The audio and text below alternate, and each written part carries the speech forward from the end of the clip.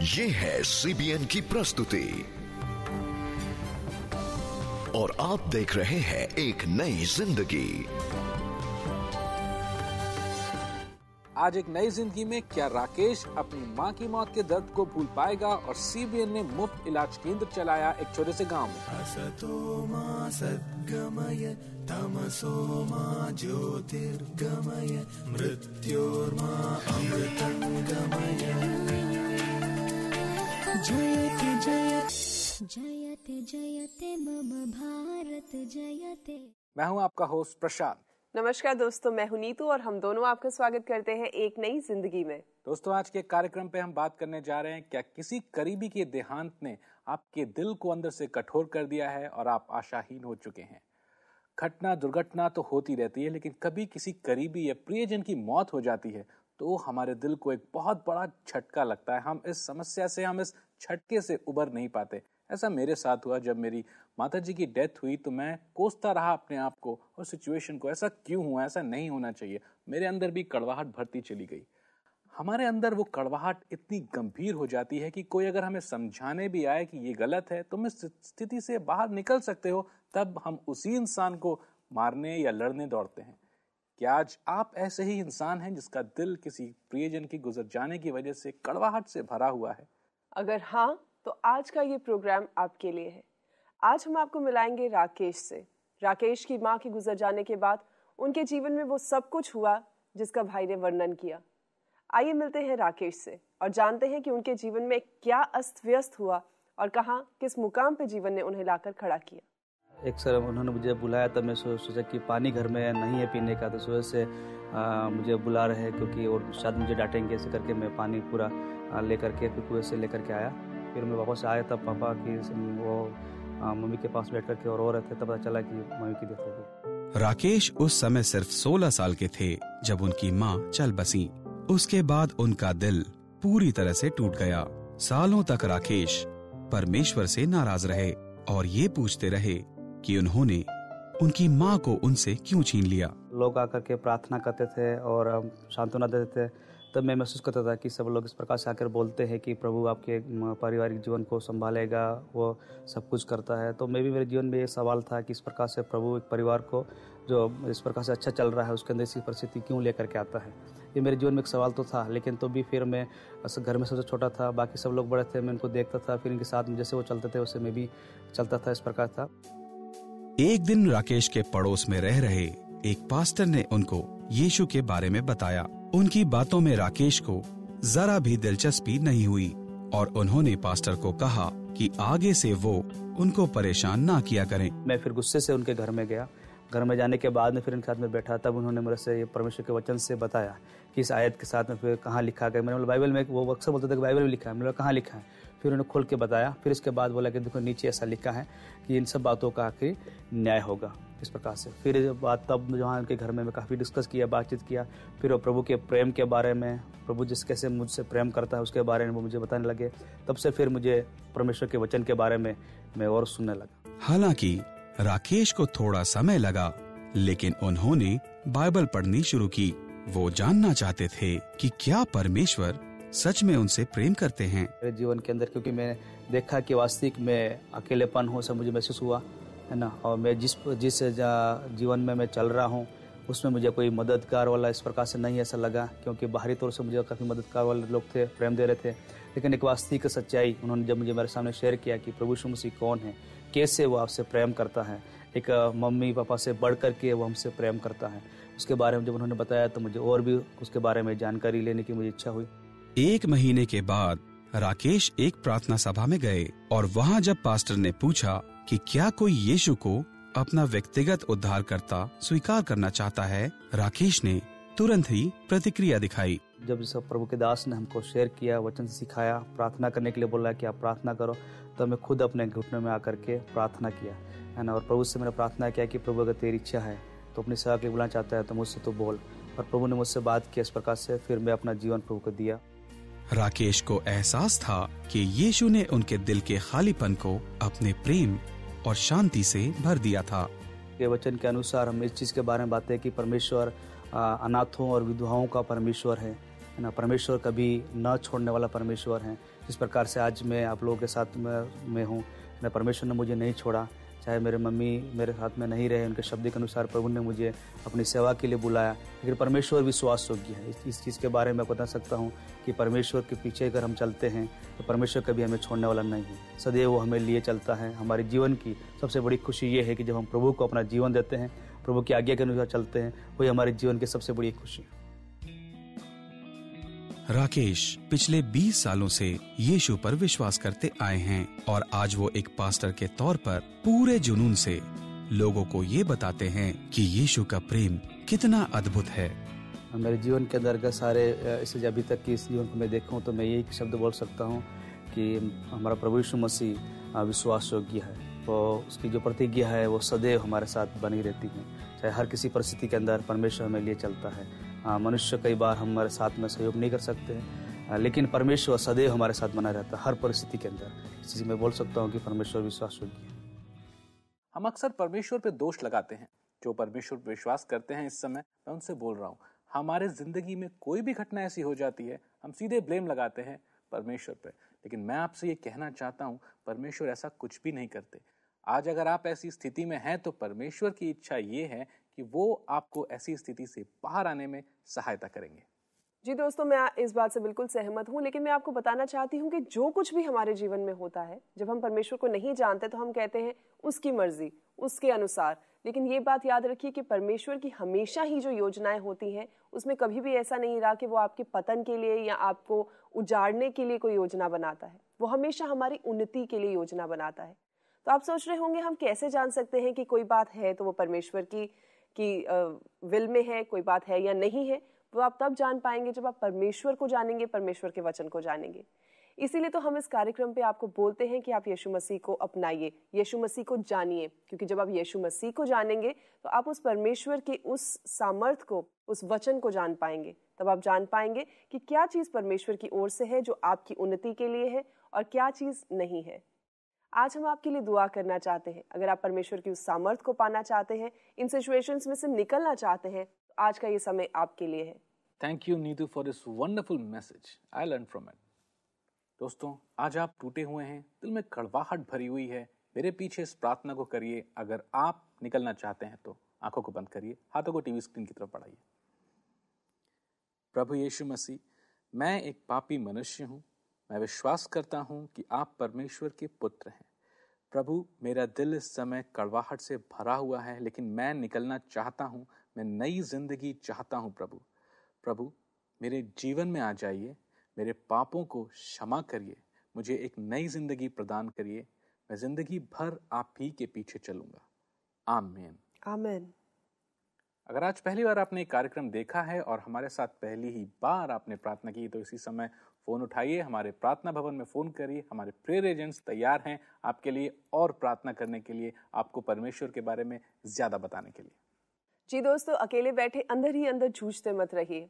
Phone उठाइए, हमसे संपर्क कीजिए, हमसे बात कीजिए, अपने दिल को हल्का कीजिए। हो सकता है कि आप कहीं ऐसे देश में हैं जहां आपके पास अपना कहने के लिए कोई नहीं है। हो सकता है आप काम के सिलसिले में किसी दूर के देश गए हैं। तो हम आपकी इस समस्या को दूर करने के लिए आपके लिए लाए हैं tipritv.com। आइए देखते हैं उसकी एक झलक। डियर दीदी, अमेरिका में जिंदगी बहुत अकेली है। मैं अगर आपको कुछ बताऊं भी तो भी शायद आप ना समझ पाएं। यहाँ आपसे रिश्ते बहुत खोखले हैं। हेलो दोस्त, कैसे हो तुम? कुछ खास अच्छा नहीं। मुझे यहाँ के मुताबिक एडजस्ट करने में मुश्किल हो रही है। अकेलापन महसूस होता है। यहाँ के तो भारतीय भी कुछ अलग हैं। वो दूसरे भारतीयों से मिलना जुलना पसंद नहीं करते।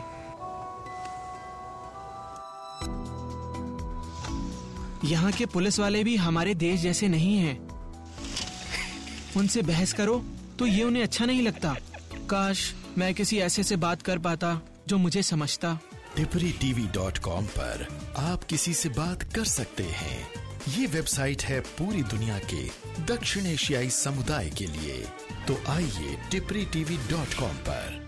दोस्तों, अगर आपकी कहानी राकेश के जैसे है या राकेश के जैसे आपके पास कोई अनुभव है तो अपने अनुभव को हमारे साथ बांटिए। हम आपके अनुभव को लोगों तक पहुंचाना चाहते हैं। वक्त है कार्यक्रम पे एक ब्रेक का, लेकिन ब्रेक में जाने से पहले हम आपके लिए लाए हैं रिजेक्शन के ऊपर ये संदेश। तो आप इस संदेश को देखिए, हम बहुत जल्दी लौट के आएंगे क्योंकि आपसे बातें बहुत करनी है इस ब्रेक के बाद।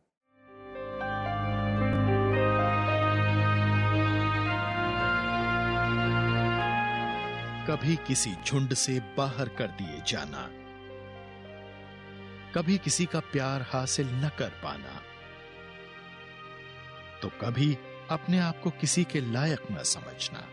अगर आप अस्वीकार और तिरस्कार की इन भावनाओं से जूझ रहे हैं तो आज ही हमें कॉल करें 0124286777 पर या SMS करें 9910401010 पर। हमारे सलाहकार आपके लिए दुआ करेंगे और ऐसे परमेश्वर से मिलवाएंगे जो आपको आप जैसे हैं वैसे ही स्वीकार करता है।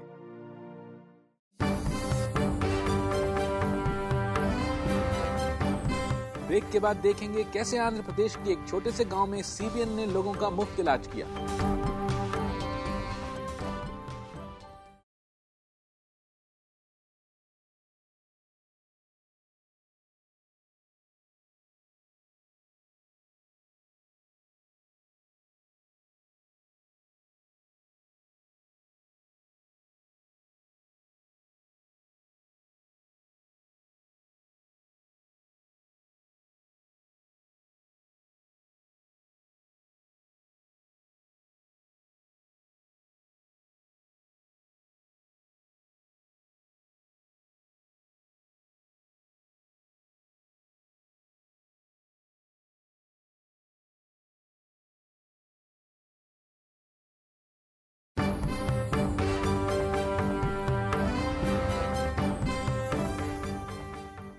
स्वागत है एक बार फिर से आपका एक नई जिंदगी में। दोस्तों, हम आपको ले चलते हैं आंध्र प्रदेश के जंगलों में, जहां पे है एक छोटा सा गांव। इस गांव में रहने वाले लोगों के पास इलाज कराने के लिए बिल्कुल पैसे नहीं है, ना ही पास में कोई अस्पताल है और ना ही कोई डॉक्टर। लेकिन आप इसी कार्यक्रम पर देखते आए हैं कि CBN की टीम उन दूरदराज क्षेत्रों तक भी पहुंच जाती है मदद लेके, उन लोगों तक पहुंचाने के लिए जिनको उसकी जरूरत है। आइए देखते हैं कि उस छोटे से गांव के निवासियों की मदद किस प्रकार की गई।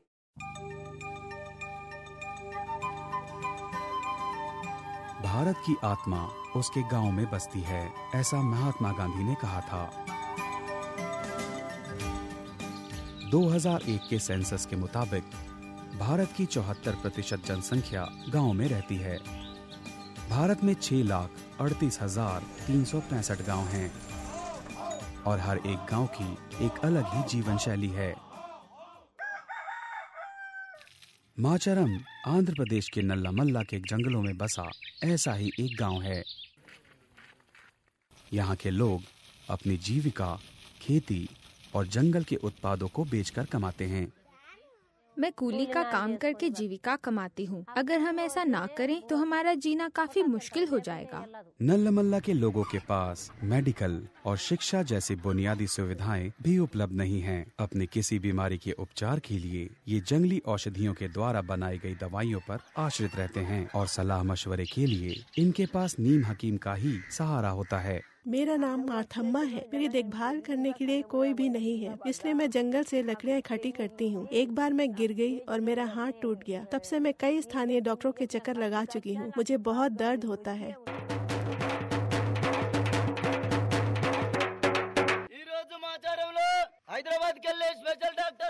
उनकी स्थिति के बारे में सुनने के बाद CBN ने उनके गांव में एक निःशुल्क चिकित्सा शिविर लगाया।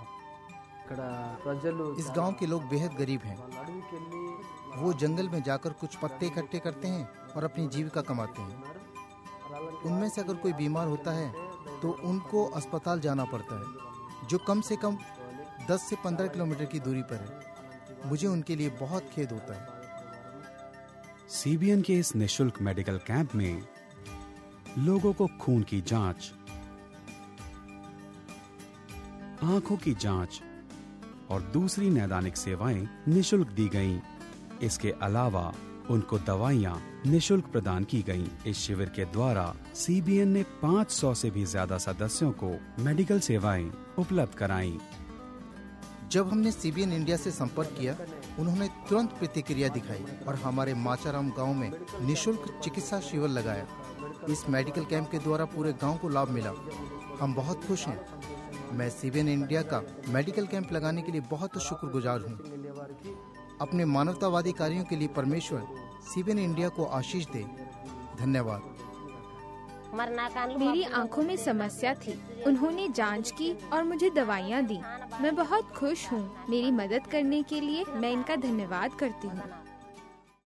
दोस्तों, हमने देखा कि कैसे श्री साइलम और उनके कई गांव वालों की सहायता CBN की टीम ने एक मेडिकल कैंप के द्वारा की। CBN की टीम ऐसे कई लोगों की मदद करती है। आइए चल के देखते हैं उन सब कामों में से कुछ की एक झलक।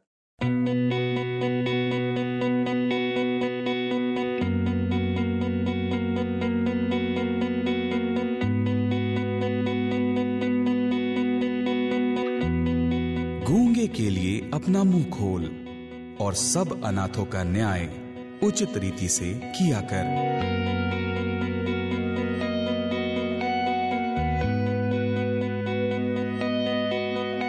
वह इस कारण सुख से रहता था क्योंकि वह दीन और दरिद्र लोगों का न्याय चुकाता था। क्या यही मेरा ज्ञान रखना नहीं है?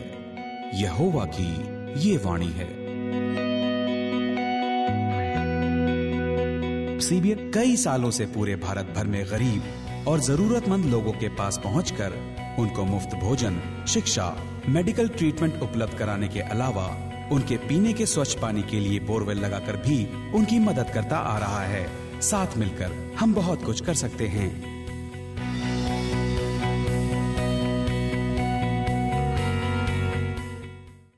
दोस्तों, ये सब देखकर मैं आपसे एक बात बांटना चाहती हूँ। पवित्र शास्त्र बाइबल में ऐसा लिखा है कि जब न्याय का दिन आएगा तो परमेश्वर पिता ये बोलेगा उन जनों को जो कि बेसहारा लोगों की मदद के लिए आगे आते थे कि जब मैं भूखा था तुमने मुझे खाना दिया, जब मैं निवस्त्र था तुमने मुझे कपड़े दिए, जब मुझे इलाज की जरूरत थी तुमने मेरा इलाज कराया। और वो सब पूछेंगे कि परमेश्वर हमने ये सब कुछ कब किया? तो परमेश्वर उन्हें कहेंगे कि अपने में से छोटे अर्थात उन बेसहारा लोगों की जब तुमने मदद की, जब उन्हें रोटी दी तो तुमने मुझे दी, जब उन्हें कपड़े दिए तो मुझे दिए, जब उनका इलाज किया तो मेरा इलाज किया। तो दोस्तों सोचिए जरा, जब हम इस चीज के बारे में सोचते हैं तो रोंगटे खड़े हो जाते हैं। क्यों ना आप भी इन कार्यों में हमारे साथ जुड़िए। और खास तौर पर जो लोग ऑलरेडी ये हमारे साथ कर रहे हैं, ये सब कामों में हमारे साथ सहभागी हैं, उनके लिए हम एक तोहफा लाए हैं, ये स्पेशल CD का। ये हमारी तरफ से आपके लिए टोकन ऑफ थैंक्स है। इसको आप देखिए और भी एनकरेज होइए। हो सकता है कि आप में से बहुत से जन हो जो इस कार्य में हमारे साथ जुड़ना चाहते हैं। तो हम आपको एनकरेज करना चाहते हैं कि हर महीने चाहे थोड़ा थोड़ा ही क्यों नहीं, लेकिन अपना अनुदान हमें भेजिए ताकि आप भी न्याय के दिन में परमेश्वर के सामने ही आपसे खड़े हो सके। अपना दान भेजने के लिए CBN फाउंडेशन के नाम से आप चेक, DD या मनी ऑर्डर हमें इस पते पर भेज सकते हैं। हमारा पता है CBN foundation, peach tree complex, 3rd floor, block C, Sushant Lok 1, Gurgaon, Delhi NCR 122009, India. कार्यक्रम पे अभी बहुत कुछ आना बाकी है, लेकिन वक्त है एक ब्रेक का। आपकी भेजी रिक्वेस्ट के लिए प्रार्थना करेंगे इस ब्रेक के बाद।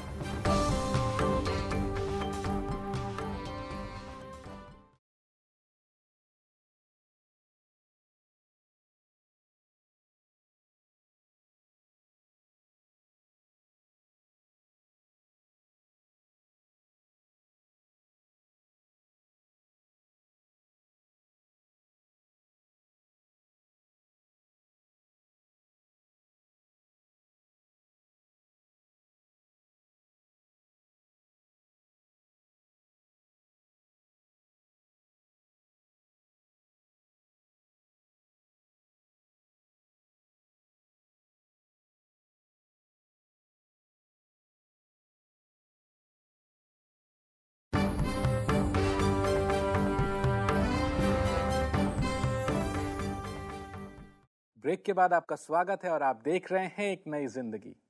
दोस्तों, जब आप अपनी रिक्वेस्ट हमारे साथ बांटते हैं तो विश्वास करिए, हम जब प्रार्थना करेंगे तो परमेश्वर सुनेंगे और उत्तर भी देंगे, क्योंकि परमेश्वर कहते हैं जब 2 या 3 लोग मेरे नाम से जमा होते हैं तो मैं वहां पे होता हूं। और जब परमेश्वर यहाँ पे मौजूद हैं तो वो आपकी रिक्वेस्ट को जरूर सुनेंगे और उत्तर देंगे। तो आइए आपकी रिक्वेस्ट को पढ़ते हैं। मेरे पास एक SMS है जो पूजा का है। ये कहती हैं, प्लीज प्रे फॉर अस, मेरे लिए प्रार्थना करें, हमारी फैमिली में प्रॉब्लम है, लेकिन मुझे विश्वास है कि यीशु मसीह हमारी इस स्थिति में भी सहायता कर सकते हैं। आपने विश्वास किया, जैसे मैंने कहा, प्रभु यीशु मसीह यहाँ पे हैं। जब आपने विश्वास किया है तो प्रभु यीशु मसीह आपके विश्वास का उत्तर जरूर देंगे, और वो हमेशा उन लोगों को उत्तर देते हैं जो उन पे विश्वास करते हैं। क्यों नीतू, है ना? जी प्रशांत, बिल्कुल परमेश्वर विश्वास के अनुसार काम करते हैं। और साथ ही साथ हमें भाई PK सिंह लिखते हैं, वो कहते हैं कि उनकी फैमिली के लिए दुआ की जाए, क्योंकि पिछले 12 साल से उनके घर में बहुत सारी प्रॉब्लम्स चल रही हैं। आइए दुआ करते हैं। हे सर्वशक्तिमान जीवित परमेश्वर, प्रभु जी, इस समय हम आपके सामने प्रभु बहुत ही हलीमी के साथ, बहुत ही दीनता के साथ आते हैं और खुदावन भाई PK सिंह के लिए प्रार्थना करते हैं। जैसे उन्होंने लिखा प्रभु के पिछले 12 साल से प्रभु वो इन कठिनाइयों से होकर गुजर रहे हैं। प्रभु आज का दिन खुदावन हम आपके दास और दासी होने के नाते प्रभु जी आपसे ये प्रार्थना करते हैं कि खुदावन इनके इस चक्रव्यूह को खुदावन आप खत्म कीजिए, इस चक्रव्यूह को आप तोड़ें खुदावंदा। प्रभु होने दीजिए कि इनके घर में शांति, प्रभु जी सुख समृद्धि को आप बहाल कीजिए। होने दें प्रभु जी कि ये सारी प्रॉब्लम से उनको छुटकारा मिले, और प्रभु वो जान पाए कि आप पे विश्वास करने के नाते उनके जीवन में ये काम हुआ है। प्रभु हम आपको सारी महिमा देते हैं, धन्यवाद करते हैं आपका, खुदावन यीशु मसीह के नाम से मांगते हैं। प्रभु हम प्रार्थना करते हैं पूजा के लिए प्रभु, जिनकी फैमिली में प्रॉब्लम्स है, लेकिन उन्हें विश्वास है प्रभु कि आप उन्हें सहायता दे सकते हैं। हम प्रार्थना करते हैं प्रभु उन सभी लोगों के लिए जिनकी फैमिली में प्रॉब्लम्स हैं, लेकिन वो सभी इस समय विश्वास कर पा रहे हैं प्रभु कि आप उन्हें सहायता दे सकते हैं। उन सभी लोगों की फैमिली में जो भी कॉन्फ्लिक्ट्स हैं, जो भी प्रॉब्लम है प्रभु, वो यीशु मसीह आप उन्हें दूर कर दीजिए। आप इस समय अपना मिरेकल, अपना डिलीवरेंस इन फैमिली में रिलीज करिए प्रभु। इनकी सबकी फैमिली में शांति और एकता आ जाए परमेश्वर। धन्यवाद करते हैं, यीशु मसीह के नाम से मांगते हैं, आमीन। आमीन। दोस्तों, हम सभी के जिंदगी में, परिवार में छोटे छोटे कॉन्फ्लिक्ट, छोटी छोटी परेशानियां, लड़ाई झगड़े होते रहते हैं, लेकिन अगर हम इस कदम को बढ़ाएं कि हम चाहते हैं वो भी हटें और प्रभु शांति लाएं, तो प्रभु ने आज आपकी सुनी है, आपने विश्वास किया है। आप निरंतर प्रार्थना करिए, हमारे प्रार्थना भवन में फोन करिए, हमारे प्रेयर एजेंट्स आपके लिए और प्रार्थना करेंगे, आपको सही मार्ग दिखाएंगे परमेश्वर के वचन से। जी दोस्तों, हमसे जल्द ही संपर्क कीजिए। हम चाहते हैं कि आप हमसे बात करें, हम चाहते हैं कि आप अपने दिल का हाल हमसे शेयर करें। आप अकेले ही मत घुटते रहिए, हम आपके साथ हैं। आप शायद किसी और से बात ना कर सकें, लेकिन हमारे प्रेयर एजेंट्स आपके लिए हर समय तैयार हैं। अगर आप इन परमेश्वर के बारे में और जानना चाहते हैं तो आप संपर्क करते समय हमसे एक नई जिंदगी का ये न्यूज़लेटर मंगवा सकते हैं। यह आपके लिए हिंदी और इंग्लिश में अवेलेबल है। हिंदी में पाने के लिए NH, इंग्लिश में पाने के लिए NE। अपने नाम और पूरे पते के साथ आपके टेलीविजन स्क्रीन पर दिए हुए नंबर पे आप हमें भेज दीजिए। दोस्तों, आज हम आपको परमेश्वर के वचन से ये संदेश दिखाएंगे। संदेश को देख के आप अपने दिल और दिमाग पे एक बात को इम्प्रिंट कर लीजिए कि परमेश्वर आपसे बहुत प्यार करता है और वो आपकी हर संभव परिस्थिति में मदद करने को तत्पर है। अपनी करुणा से तूने अपनी छुड़ाई हुई प्रजा की अगुवाई की है। अपने बल से तू उसे अपने पवित्र निवास स्थान को ले चला है।